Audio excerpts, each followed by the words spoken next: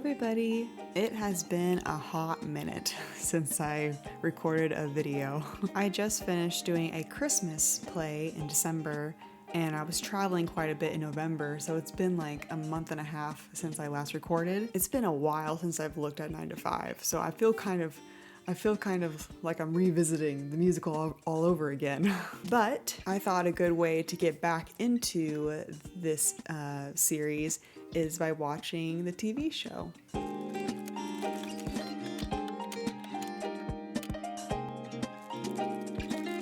I had about 2 to 4 comments talking about this TV show and talking about how it wasn't that great, it was a flop, it didn't do very well back then. And that was very evident in the previous reaction that I did. I reacted to a documentary that talked about this TV show and how there was a lot of creative differences behind the scenes. Anyways, I guess this TV show did not capture the essence of the movie version. However, I've never seen this TV show, and I thought it would actually be kind of interesting to at least react to at least 2 episodes to get a feel of what 9 to 5, the TV series, was like back then. However, y'all, this TV show was so hard to find on the internet. I guess it was such a flop that nobody wanted to see it again, ever. Even finding any kind of information about the show was hard. I had to rely on Wikipedia for that. 9 to 5 is an American television sitcom based on the 1980 film of the same name that aired on ABC from March 25th, 1982 to October 27, 1983. A total of 85 episodes were filmed. The first season was on film in front of a studio audience, but switched to videotape for the next season. While the first 2 seasons had the same opening clips, the remaining 3 seasons had noticeably differences between them. Cast changes were constant early on as the show tried to find the right assembly combination. Why would you do that during a show? I can imagine doing that for the first episode, like the pilot episode, you know? At least back then, I remember in the 2000s, there was a lot of TV shows where the pilot was kind of was feeling out the vibe of the show, the story, the audience, how they reacted to the episode. But to have the entire first season of the show and just constantly switching up actors, that seems a bit much to me. I would also be so frustrated as an actor. Like, I get my role and I'm starting to get paid and stuff. I'm excited about the role in the TV show. I get my first break or something. And then just to be told in a couple episodes later on, actually, we don't like you. You need to move on. We're getting somebody else. I would be heartbroken and mad. The sitcom proved to be very popular, ranking at number 15 for its first season. So maybe when it first came out, people were excited about it, so everyone was tuning in because the movie was so good. The TV show has to be so good, right? Right? Jane Fonda, who also developed the film version, acted as executive producer during the show's first 2 seasons. However, she disassociated herself after a dispute over the direction of the show. Her co-producer, Bruce Gilbert, went with her.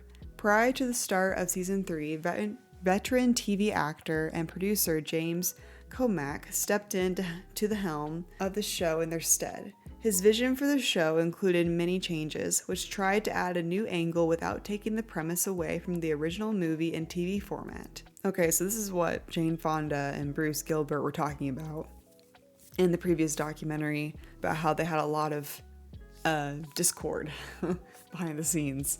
The revamp caused an instant decline in the ratings, falling to 75th out of 78 shows. The series was canceled 5 episodes into the new season. As ABC decided to pull the plug on 9 to 5 just a month into the season, only 5 episodes were broadcast in the 1983 to 84 season, with 2 episodes remaining unaired. Wow, that's crazy. 75th out of 76 shows.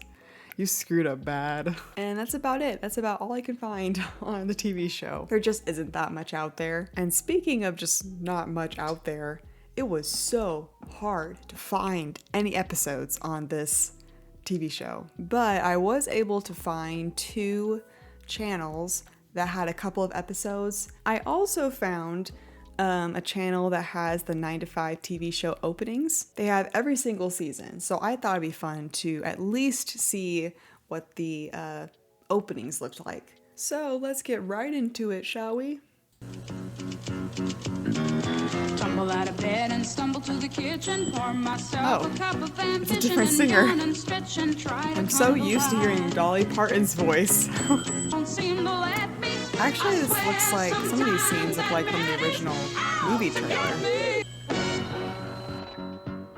Oh, and the quality's got a little better. Oh, they have Dolly Parton back, okay. I didn't mind the other girl. Definitely a different vibe in this opening show. The kind of paint stop motion effect is pretty interesting. I'm not sure I really like it.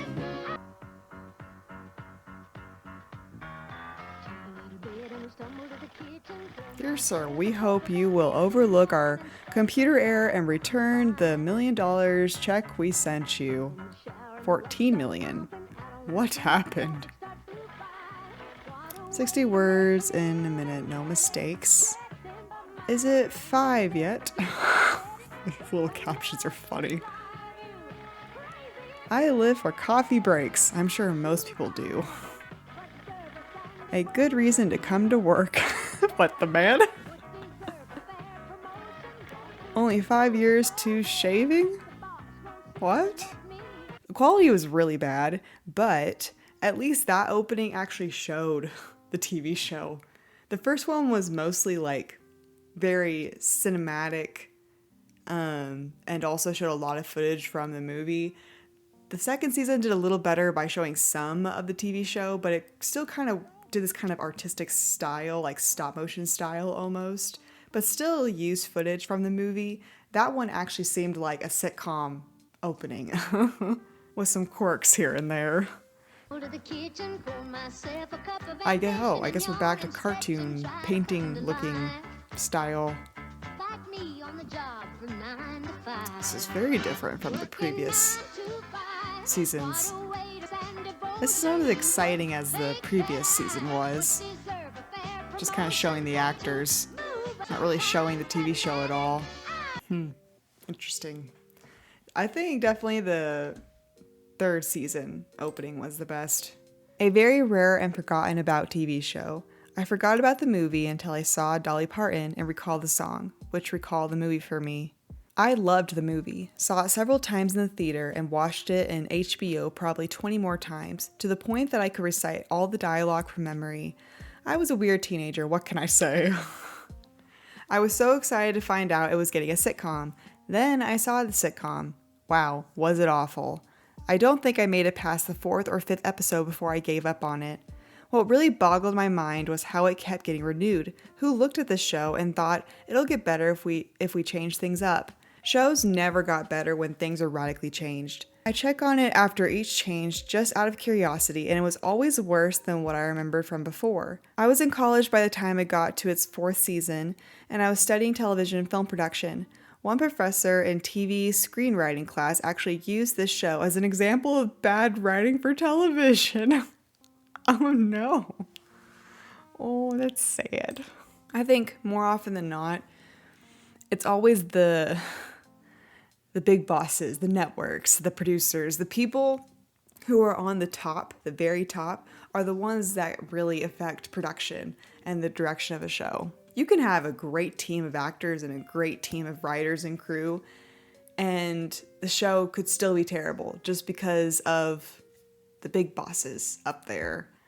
They can definitely affect everything, because they have the money. It always comes down to money. Getting a TV show with a successful song, but not using the actual successful song and using a generic dollar store version never works well. Oh, it's mean. It's sad because Phoebe Snow, who sang the so-called dollar store version, had success on the charts herself in the mid-1970s, Poetry Man. By this time, she had forgone touring in favor of singing advertising jingles and the occasional TV theme song. This was because it all enabled her to be home, taking care of her daughter, who was mentally disabled. I can't understand how they changed so drastically from season 1 to 2 to season 3, and how the They still were able to maintain the series on live support for seasons 4 and 5. Even Wikipedia doesn't know how many episodes season 4 and 5 have. I didn't see it in the page, so I'm not sure. If Wikipedia doesn't know, nobody knows. Jane Fonda and her producing partner had been executive producers in seasons 1 and 2. They left afterwards and new producers were brought in. That is when the show fell apart. In addition, their time slot changed and ratings plummeted. I wish I could get up at 7:30 for work. I am already there by then. 7 to 5, that's me, doesn't really have the same ring to it. I remember the TV show and the movie as a kid. I can see why it didn't last. Too many changes.